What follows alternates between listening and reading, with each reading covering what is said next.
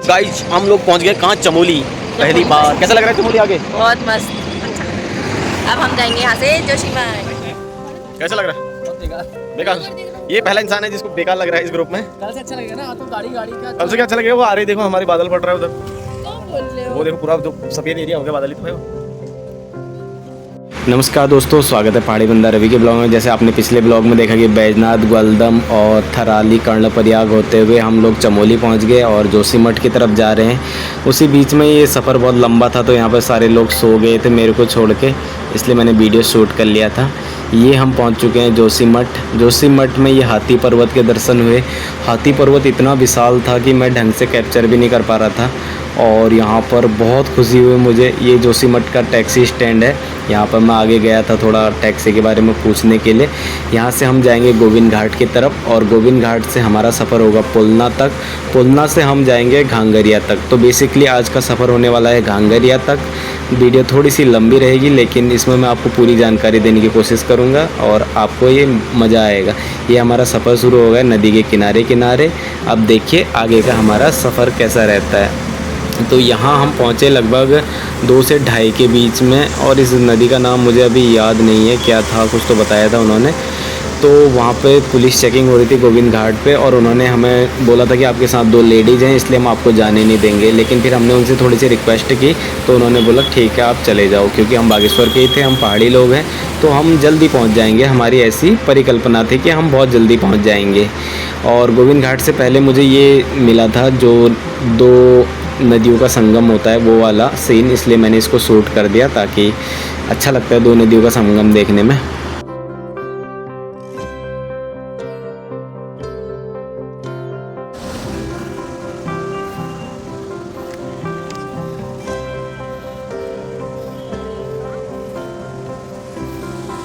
अंकित ने तो कमर में हाथ रख दिया, अंकित ने तो।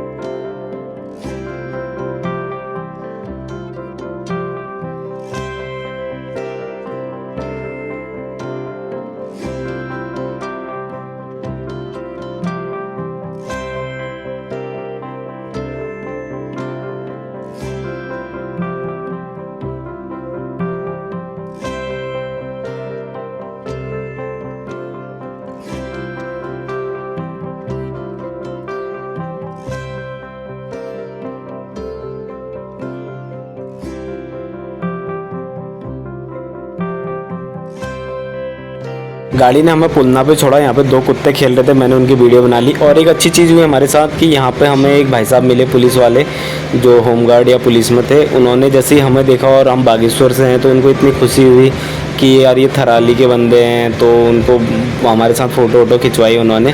बहुत अच्छा लगा उनके साथ, एक अपनापन सा हमें भी अच्छा लगा कि यार चलो किसी ने तो हमारे साथ फ़ोटो खिंचवाई, क्योंकि सारे पंजाबी लोग थे तो पंजाबियों को देख देख के बोर हो चुके थे, इसलिए उन्होंने हमारे साथ फ़ोटो खिंचवा ली। और सुबह 6 बजे से गाड़ी का सफ़र और 4 बजे से तैयारी का सफ़र चल रहा था, और पुलना से अपना ट्रैक चालू हो गया। देखते हैं कहाँ तक ट्रैक चालू होता है। फूलों की गाड़ी तो कल सुबह ही जा पाएंगे हम। और मस्त मस्त झरने दिख रहे हैं, एक बार दिखाता हूँ आपको, ग्रुप और झरना दोनों, ठीक है। तो सुंदर सुंदर झरने दिखने स्टार्ट हो गए हैं। कितना प्यारा वाटरफॉल है। और हमारे लोग आगे चल रहे हैं।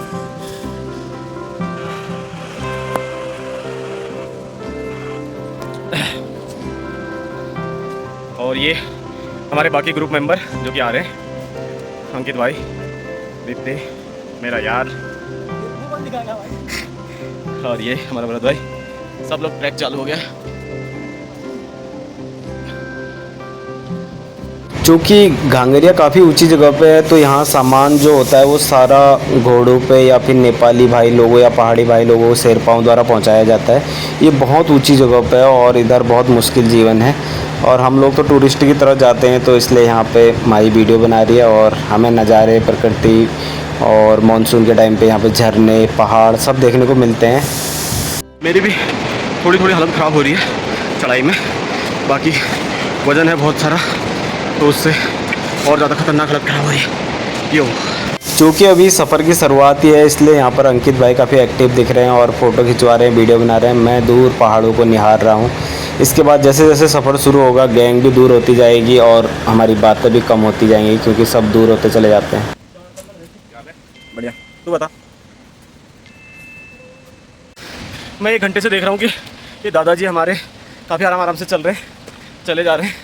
तो दादाजी से हमें सीख लेनी चाहिए कि इस उम्र में भी वो इतना चल ले रहे हैं। अरे ये तो हमारे दिल्ली वाले भाई साहब हैं। अरे सॉरी गजब बेइज्जती है। मैं चाल देख के थोड़ा सा हड़बड़ा गया था। ओ भाई साहब, ये तो हमारे दिल्ली वाले भाई साहब हैं। भाई साहब कैसा लग रहा है? चढ़ाई कैसी है? मस्त। इनका लुक देखो, मस्त लग रहा है। करीब 2 किलोमीटर चले हैं तो नहीं, मैं उतनी ज़्यादा हालत ख़राब नहीं है, हल्का सा पसीना हुआ है। बट इन्होंने ना घोड़ों की वजह से बहुत गंदा रास्ता बना दिया, पूरी बदबू। ऐसा नहीं करना चाहिए। पहले तो घोड़े अलाउड नहीं होने चाहिए, और घोड़े अलाउड हो तो घोड़े का अलग रास्ता होना चाहिए, क्योंकि इससे एक तो रास्ता भी ख़राब होता है, बदबू भी आती है।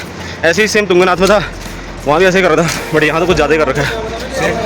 मेरा तो दिल गदगद हो गया है सच में। मतलब जितने पहाड़ देख रहा हूँ ना, सारी थकान, सारा पसीना, सारी फ्रस्ट्रेशन मिट जा रही है। इतनी एनर्जी दे रहा है मुझे पहाड़, और पहाड़ के ऊपर झरना इतना प्यारा, इतने ग्लेशियर और हरियाली, एक नंबर। सारी थकान गायब कर दी, मज़ा आ गया सच में। और पहली बार इतने बड़े पहाड़ चल रहा हूँ। ये देखो पूरा पहाड़ के नीचे चल रहे हैं हम। आगे हमारी गैंग जा रही है और कुछ बंदे पीछे हैं। एक नंबर मज़ा आ रहा है सच में। मज़ा आ गया ये ट्रिप करके ना, सच में भूल गया मैं कि मैं किस चक्कर में फंसा था। एक नंबर मज़ा आ रहा है, बहुत मज़ा आ रहा है सच में। ये देखो प्यारी सी नदी आ रही है यहाँ से।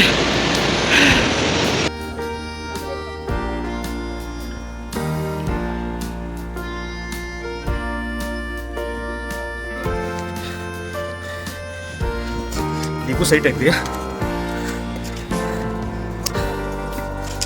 खुलना से लेकर गोविंद घाट तक जो पहाड़ है, जो चढ़ाई है, वो इतनी खतरनाक है कि आप अंकित को देख सकते हो कितना पसीना हो चुका है, और इतनी हालत ख़राब हो जाती है। अगर आप इधर फिटनेस वाले नहीं है ना, तो आपके लिए सफ़र मतलब नरक बन जाएगा। और हमारी गैंग इसी उम्मीद में चल पड़ी थी, बस प्रकृति साथ में थी, नदी साथ में थी, पहाड़ साथ में थे, और हमारे बैग्स काफ़ी भारी थे और लोगों की तुलना में। मतलब वहाँ जैसे 500 लोग आए थे तो उसमें से 10 लोगों के ही इतने भारी बैग थे जितने हमारे बैग थे।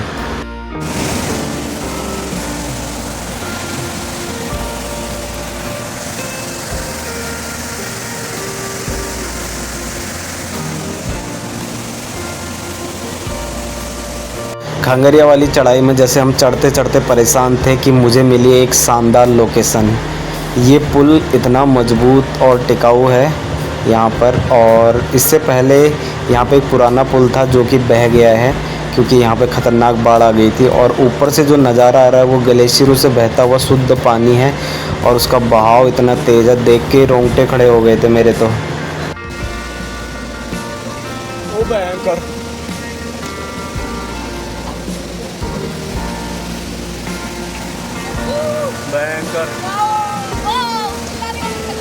चिल्लाओ फिर।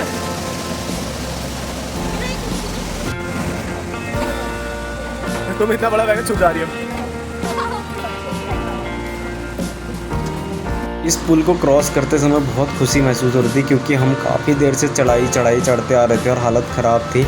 हमारे बैग से आप अंदाज़ा लगा सकते हैं कि कितने भारी बैग हैं। और यहाँ पर जो ये सबसे बड़ा भारी बैग आप नोटिस कर रहे हो जिसे दीपू ले जा रही है, वो मेरा बैग है। सबसे भारी तो नहीं कह सकता, लेकिन बहुत भारी है, और दीपू इसे ले जा रही है, तो दीपू बोले कि मैं ले जा देती हूँ। फिर इसी बीच में हमें रास्ते में दिखा ये खतरनाक मंजर, इतना बड़ा पहाड़ और उसमें था मधुमक्खी का छत्ता।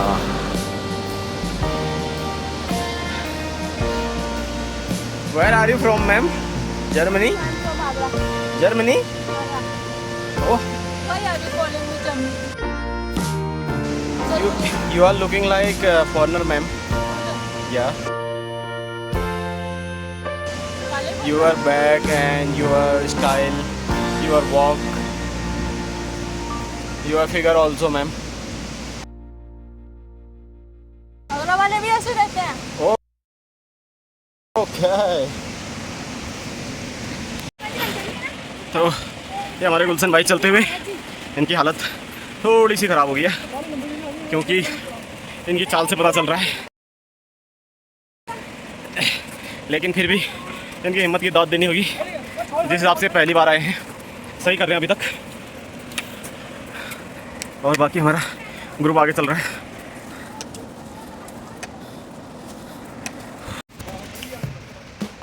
मानना पड़ेगा इस लड़की को, दम है इसमें, दम है छोरी में भाई। लेकिन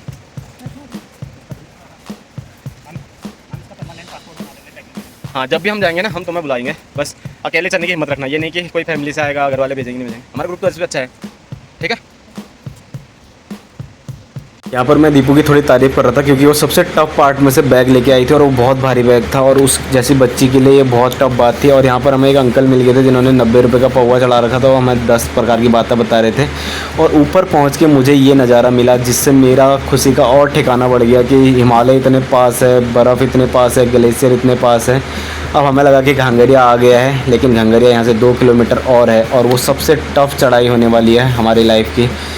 और कुछ इस तरह के कैंप लगे पड़े थे घांगरिया में। और जब मैं आगे पहुंचा तो हमारे ग्रुप ने यहाँ पर डिसाइड किया कि कुछ लोग आगे चले जाएंगे और कुछ लोग पीछे रहेंगे। तो यहाँ पर बायो टॉयलेट बने हैं और यहाँ पे घोड़े का अस्तबल भी है बगल पे, जिसमें बहुत सारे घोड़े, गाय इस तरह के रहते हैं। क्योंकि अब हम मेनली घांगरिया में पहुँचने वाले हैं और मनोज भैया और गुलशन, दीपू, माही वो लोग पीछे हैं, बाकी भरत और धीरज आगे गए। ये 2 मोटे कुत्ते मुझे यहाँ पे दिखे थे तो मैंने यहाँ पे वीडियो शूट कर लिया।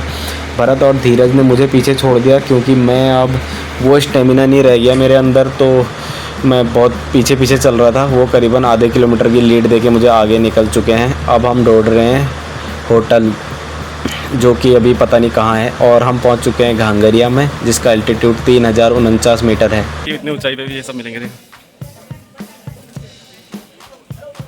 ये तो बिल्कुल दिल्ली गुड़गांव वाली फीलिंग आ रही है।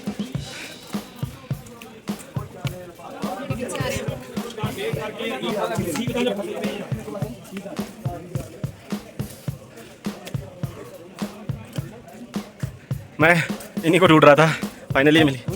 रूम चाहिए, सस्ता मिलेगा, ठीक है। फाइनली एक भैया मिल गया मुझे जो रूम दिलाने जा रहे हैं।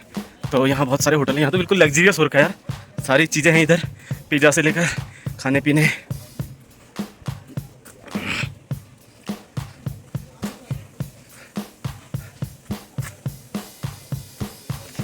फाइनली इतना लंबा ट्रैक मार के हम पहुँच चुके हैं इधर।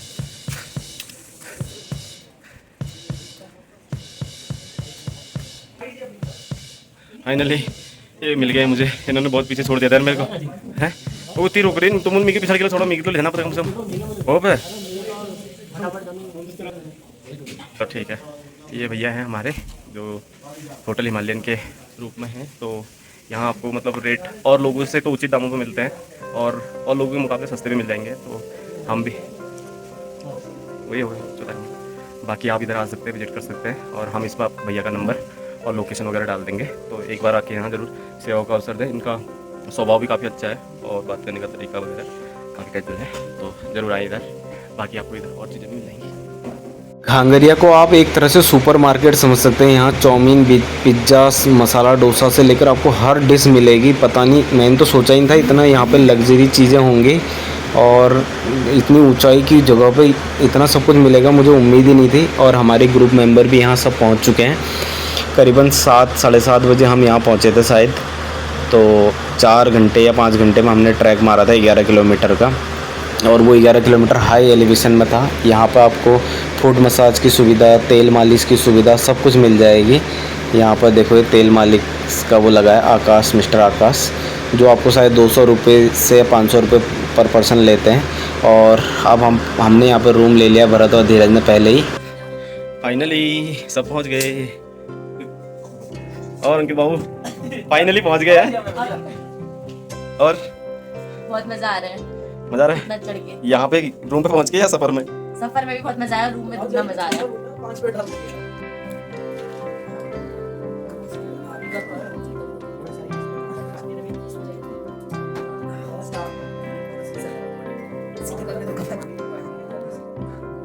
तो फटाफट से फ्रेश होके हमने यहाँ पे खाना खाने के लिए फटाफट बैठ गए हैं और सब हंसी मजाक चल रहा है। अंकित भाई बोला कि ये जितनी सब्जी आपने मंगाई है ये तो मैं अकेला खा जाऊँगा।